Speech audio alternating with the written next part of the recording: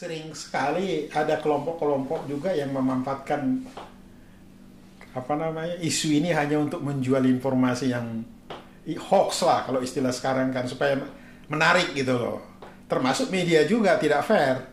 Oh, Iya kan? kenapa media tidak fair di sini? Lah itu dia menjual sesuatu yang hanya yang menarik, bukan kebenarannya yang dijual. Hanya untuk meningkatkan rating gitu loh. Sahabat Suara Tapian Channel, saya beruntung berjumpa dengan seorang tokoh yang mendalami dunia industri. Dia lulus dari ITB, namanya Bapak Insinyur Lintong Manurung. Selamat siang atau semangat pagi aja ya. Semangat pagi Pak Lintong ini. Ya, selamat pagi. Terima kasih sudah diberikan kesempatan oleh Pak Hotman dari Suara Tapian untuk berbincang-bincang pada pagi hari ini mengenai masalah industri dan perdagangan. Mungkin Pak Lintong, saya langsung to the point aja. Apa gerangan dulu Pak Lintong dengan teman-teman mendirikan JPIP itu? Oh, baik. Jadi intinya begini. Kita ini sebenarnya awalnya adalah pensiunan dari Kementerian Perindustrian. Oh, Dan memang pernah perindustrian bergabung dengan perdagangan, sehingga pensiunan-pensiunan dari Kementerian Perdagangan ini pada saat Pak Jokowi dulu menjadi gubernur DKI bersama-sama dengan Pak Ahok, ya. kita ini adalah relawan untuk mendukung beliau. Dan dalam proses kelanjutannya, kelompok-kelompok kita ini bersama-sama sepakat mendukung beliau pada periode pertama menjadi calon presiden. Waktu itu berpasangan dengan Pak Jokowi, dengan Pak JK. Dan pada tahun 2019 kita mendukung juga beliau sebagai calon presiden bersama-sama dengan Pak Muhammad Maruf Amin. Jadi ini pendirian kita. Karena kita ini adalah pensiunan dan memang memiliki kepedulian ya dan pengalaman mengenai industri dan perdagangan, ya tentu komunitas kita juga adalah pensiunan. Yang kedua pemerhati, dan ternyata dalam proses pendukung Jokowi ini pihak-pihak industri juga, perusahaan-perusahaan juga banyak bergabung dengan kita. Sehingga saat ini kita sudah bisa membangun sampai 22 Dewan Pimpinan Daerah di seluruh Indonesia. 22 provinsi itu maksudnya Pak? 22 provinsi. Iya. Ya. Dan pada saat sekarang karena sudah selesai Pilpres, kita sekarang artinya JPIP ini berubah menjadi semacam komunitas perkumpulan organisasi yang menjadi mitra pemerintah untuk melaksanakan kajian, melaksanakan masukan-masukan, pertimbangan dan saran kepada kementerian-kementerian yang terkait dengan bidang industri dan perdagangan. Ya. Jadi justru karena itu kita sering mengadakan kerjasama dengan kementerian-kementerian terkait. Saya dengar Pak Manurung pernah Menteri Perdagangan memberi surat semacam ucapan terima kasih ke lembaga ini dalam rangka apa waktu itu? Ya, betul. Tahun 2019 ya. 2019. Waktu itu ada dispute kemelut mengenai data industri garam. Ya, karena masing-masing pihak antara Kementerian Perindustrian, Perdagangan, Kementerian Perikanan, Kementerian Kelautan dan Perikanan itu ada permasalahan yang mengenai data ya, data impor. Dan di luar ini ada isu-isu yang menyatakan bahwa ada mafia garam yang menggunakan kesempatan ini untuk mengambil keuntungan gitu. Ya. Dan sebagian orang kan nggak ngerti sebetulnya masalah garam ini, karena banyak orang berpikiran begini, laut kita luas, garis pantai kita ribuan kilometer, kok kita masih mengimpor garam gitu. Lah ini masalah ketidakmengertian baik pihak-pihak masyarakat umum maupun juga sebagian dari pihak pemerintah yang tidak mengerti masalah garam ini gitu. Pak Manurung, polemik tentang garam ini kan sudah sejak lama. Sebenarnya ada apa di garam ini? Kenapa begitu sulit kita misalnya swasembada garam misalnya, kita punya laut luas, apa masalahnya sebenarnya? Jadi begini, kalau bicara soal garam, kalau dalam proses produksinya ya sebenarnya secara teknis tidak ada masalah. Ya, kita bisa menghasilkan garam kualitas apapun. Tetapi yang jadi masalah ini kan apakah kita mampu menghasilkan garam dengan harga dan kualitas yang kompetitif? Kan di situ masalahnya. Karena kalau hanya untuk konsumsi, yang penting kan rasanya asin. Ya cukup, karena memang fungsi garam itu sebagian besar kan hanya untuk memberikan rasa asin. Ya memang ada sebagian juga untuk ikan itu supaya menjadi ikannya jadi awet, itu ada fungsinya. Tapi kalau kita udah bicara soal industri, kita membutuhkan industri yang memiliki garam yang memiliki kualitas tinggi kan tertentu. Dan ini tidak bisa dihasilkan oleh garam yang apalagi hanya dikelola, diproduksi oleh garam rakyat yang menggunakan metode-metode pengolahan tradisional. Misalnya di Madura kan banyak kolam-kolam garam itu, Pak. Nggak cukup untuk cara pengolahan secara industri begitu. Kalau secara kualitas kita bisa relatively bisa menghasilkan banyak. Tetapi memang di samping yang menjadi persoalan pokok itu masalah kualitas garamnya. Karena garam yang dihasilkan oleh petambak garam itu biasanya kualitasnya hanya di bawah 94% NaCl. Padahal untuk industri dibutuhkan di atas 97. Bahkan untuk untuk farmasi, untuk infus itu membutuhkan garam yang NaCl-nya 99% lebih. Dan itu kan harus harus diproses khusus gitu. Jadi di proses khususnya ini yang banyak permainannya atau di bahan bakunya? Enggak. Jadi gini, ada industri kita memang menggunakan bahan baku garam yang kualitas garamnya itu harus tinggi. Salah satu contohnya misalnya chlor-alkali plant. Jadi pabrik yang menghasilkan alkali chlor-alkali. Itu membutuhkan garam yang ininya 97% NaCl-nya. Di samping itu juga harganya kan harus kompetitif. Karena chlor-alkali plant ini juga harus menghasilkan garam yang kompetitif di pasar kan. Jadi dengan demikian untuk jenis garam tertentu, pabrik tertentu, di samping kualitasnya memang harus memenuhi syarat, yang kedua juga jumlahnya juga harus memenuhi syarat. Ada kelemahan di dalam pengolahan garam kita di Indonesia dibandingkan dengan negara-negara lain, katakan seperti Australia. Pengolahan garam kita di Indonesia itu kan menggunakan matahari, itu ditaruh di tambak-tambak dengan salinisasi tertentu sehingga terjadi kristalisasi baru dikumpulkan, dan garamnya itu tadi kualitas garamnya masih rendah. Yang kedua, garam ini akan bisa menghasilkan dengan kuantitas banyak apabila musim kemaraunya panjang. Oh, justru begitu. Ya, kalau hujan kan nggak jadi garamnya. Jadi justru karena itu, di samping membutuhkan lahan yang luas, itu juga dibutuhkan adalah suatu kondisi iklim di mana musim kemarau ini harus panjang. Dan ini yang menguntungkan Australia, di samping luas lahan di sana sangat-sangat luas. Kenapa Australia beruntung? Karena laut kita? Bukan. Karena memang di sana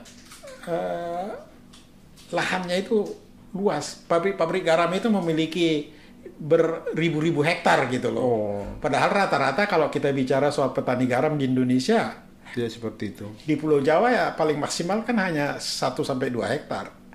Jadi lihat dari produktivitasnya kan Jadi kurang produksi kita ini ya, ya karena produksinya. Justru lahannya. kalau kita lihat ya, produksi garam kita dari garam rakyat itu maksimum yang bisa kita hasilkan hanya sekitar 1 juta ton 1 tahun. Padahal kita butuh garam untuk industri dan konsumsi itu sekitar 4,6 juta ton. Pak Manurung sebagai ketua JPP ini, apa kira-kira gagasan dan saran? Karena di sini ada banyak tokoh yang sudah mapan secara pengalaman. Apa kira-kira masukan kepada pemerintah untuk jangan lagi kendala garam ini menjadi polemik ke depan begitu? Ya ini masalah keterbukaan sebenarnya. Jadi pemerintah harus rajin ya memberikan edukasi, memberikan informasi. Ya kita harus sadar, memang kita tidak akan mampu menghasilkan garam dengan kondisi climate kita seperti Indonesia sekarang. Bayangkan saja kebutuhan garam kita 4,6 juta. Maksimum produksi garam lokal yang bisa hasilkan kan hanya 1,5 juta ton. Berarti 3 juta ton lebih kita harus impor. Apapun kejadiannya memang itu, karena memang industri butuh bahan baku. Jadi di samping tadi masalah kualitas garamnya rendah, juga memang kita tidak mampu menghasilkan garam. Mungkin tadi tepat Pak Manurung bilang soal edukasi dari pemerintah tadi. Selama ini mungkin masyarakat kita secara umum mengetahui bahwa garam yang ditambak itu bisa dihasilkan ke industri atau dipakai ke industri, padahal ternyata kualitasnya tidak memungkinkan dipakai begitu. Ya itu satu pokok. Yang kedua kan sering sekali ada kelompok-kelompok juga yang memanfaatkan isu ini hanya untuk menjual informasi yang hoax lah kalau istilah sekarang kan, supaya menarik gitu loh. Termasuk media juga tidak fair. Oh, iya kan? kenapa media tidak fair di sini? Lah itu dia menjual sesuatu yang hanya yang menarik, bukan kebenarannya yang dijual. Hanya untuk meningkatkan rating gitu loh. Iya kan? Nah, kami melihat, sekarang kan ada rencana pemerintah untuk membuat industri soda es. Ya. Itu bahan baku yang dikenal untuk industri kaca, ya industri lain-lainnya.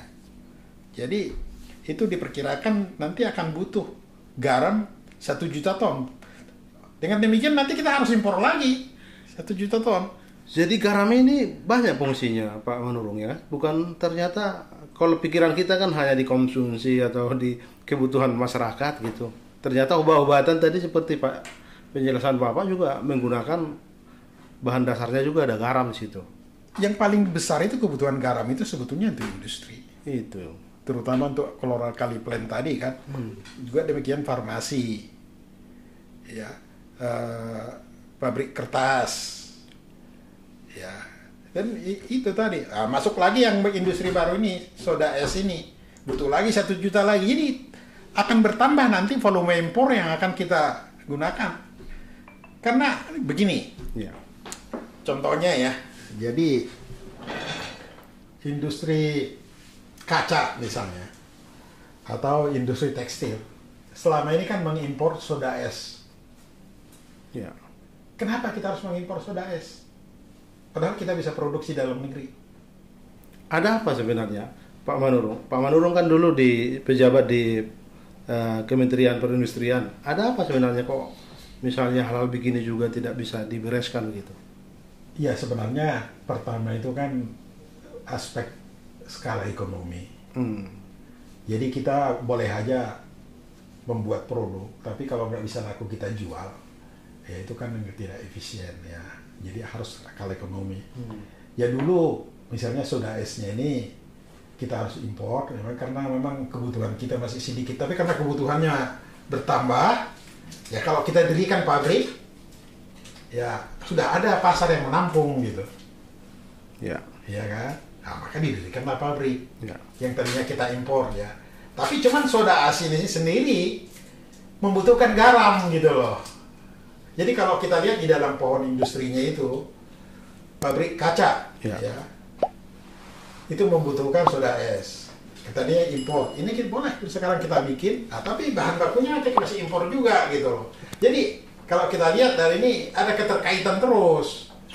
Jadi dalam pengertian kita sebetulnya di sektor industri perdagangan, kita mengimpor itu bukan berarti kita tidak mampu. Tapi ada pertimbangan ekonomis, ada pertimbangan skala ekonomi, dan dalam pengertian arti luas, yang penting kita mampu menghasilkan produk yang memiliki daya saing tinggi, dapat bersaing di pasar lokal, dan kualitasnya baik. Itu yang utamanya. Pak Manurung, temukan nggak misalnya tokoh-tokoh politisi yang juga bermain di garam? Apa memang jangan-jangan juga para politisi karena para pengusaha yang dalam tanda kutip jadi politisi membuat kita susah atau berpolemik soal garam ini? Ini indikasi ya, Ya. tapi ini mungkin hanya Iya. off the record ya. Baik. Isu-isu seperti ini sering dipakai oleh politik untuk ini. Contohnya apa? Yang terlibat di dalam sektor garam ini Ya. adalah kan petani garam. Ya. Yang ditaksir itu lebih dari 2-3 juta orang. Nah, isu ini yang Dimainkan ya? dimainkan. Iya. Nah, kami pro ini. Bahasa ini tujuannya bukan sebetulnya kebenaran, Oh, no. hanya untuk Jual politik. jual politik. Hal yang jualan politik itu tadi saya bilang jualan politik. Saya kira itu jamak lah, ngerti lah gitu itu. Pak Manurung sudah berkarir dan saat ini pensiun menikmati hari tua, tapi masih ada keinginan untuk memberi pencerahan di masa tua ini. Bahkan Pak Manurung masih juga getol di di lembaga Bapak ini, PJPI ini. Apa kira-kira harapan Bapak ke generasi muda agar juga kita makin hari makin membereskan masalah-masalah seperti polemik garam ini? Iya, jadi ini kan masalah kecintaan dan kebanggaan kita sebagai anggota Republik ini ya, kelompok bangsa ini. Jadi kalau ada kekurangan, ada kelebihan, nah itu harus betul-betul yang kekurangannya dibenahi, yang kelebihannya dioptimalkan, kan begitu. Jadi saya mengajak generasi muda ini yang memiliki kepedulian ini supaya bersama-sama lah. Dan ada yang penting harus dipahami ya. Negara kita ini negara yang unik, di mana sektor ekonomi kita ini lebih banyak ditopang oleh sektor industri dan perdagangan. Oh. Ya. Karena memang sebagian dari peningkatan backbone daripada ekonomi kita ini adalah sektor industri perdagangan ini. Ya. Jadi kita ini agak mirip dengan Amerika, Jepang, Korea, Cina gitu. Nah, dengan demikian di sektor manufaktur juga kita diharapkan yang menopang nanti pertumbuhan ekonomi kita supaya tercapai Indonesia yang masuk ke sektor ekonomi negara maju nanti pada tahun 2030 ke atas mungkin tercapai ya. Ya ini kalau kita cepat-cepat membenahi sektor ekonomi yang beri kontribusi ini kan lebih cepat industri ini. Ya. Karena kita memahami bahwa pemerintah juga tidak akan mungkin melaksanakan pertumbuhan ekonomi di seluruh sektor kan. Ya. Harus memilih. Karena sumber daya kita kan terbatas. Kita harus memprioritaskan lah mana yang duluan dibangun, mana enggak gitu. Jadi itu tadi. Sektor-sektor ekonomi yang memberikan kontribusi yang paling besar ini ya harus itu yang kita, supaya pertumbuhannya bisa lebih cepat. Baik, mungkin yang terakhir Pak Manurung, kira-kira semacam resume dari bincang-bincang kita ini, apa gagasan Bapak ke depan agar negara kita ini ya Presiden Joko Widodo sudah berjalan memimpin dengan baik kalau kita melihat kepemimpinannya, tetapi kan masih perlu banyak pembenahan begitu. Apa semacam resume dari bincang-bincang kita ini, Pak? Ya, yang pertama saya kira kita harus sepakat dengan berakhirnya periode beliau tahun 2024, kita harus sukses melaksanakan suksesi kepemimpinan. Ya. Kepemimpinan ini bukan hanya sukses memilih presiden sesuai dengan konstitusi, tapi memilih orang yang tepat, orang yang mampu untuk melanjutkan program-program, khusus syukur-syukur bisa melanjutkan kepemimpinan yang baik seperti Jokowi ini. Ya. Jadi kita mengharapkan presiden yang akan datang ini adalah presiden yang memiliki kualifikasi paling sedikit sama, syukur-syukur bisa lebih baik dari Jokowi. Nah, kita harapkan nanti rakyat kita ini jangan salah memilih orang gitu. Jangan memilih itu karena pintar ngomong, jangan memilih itu karena ganteng, jangan memilih itu karena popularitas, tetapi ya betul-betul dia karena ada karya, track record-nya bagus, Reputasinya bagus. ya. Baik, terima kasih Pak Manurung. Kesempatan yang diberi bagi kami untuk berbincang-bincang. Mudah-mudahan ini bermanfaat. Sebenarnya masih banyak juga yang kita gali, tapi harus kita dalami juga keahlian Pak Manurung di bidang industri dan perdagangan. Sahabat Suara Tepian, terima kasih menyaksikan podcast ini.